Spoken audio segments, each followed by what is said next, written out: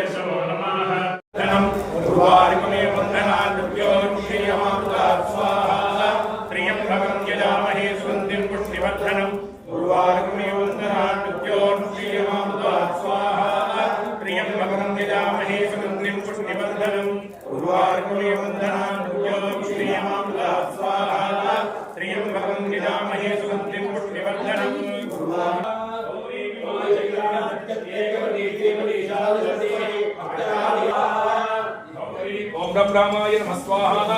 ఓం రం రామాయ నమః స్వాహా. ఓం రం రామాయ నమః స్వాహా. ఓం రం రామాయ నమః స్వాహా.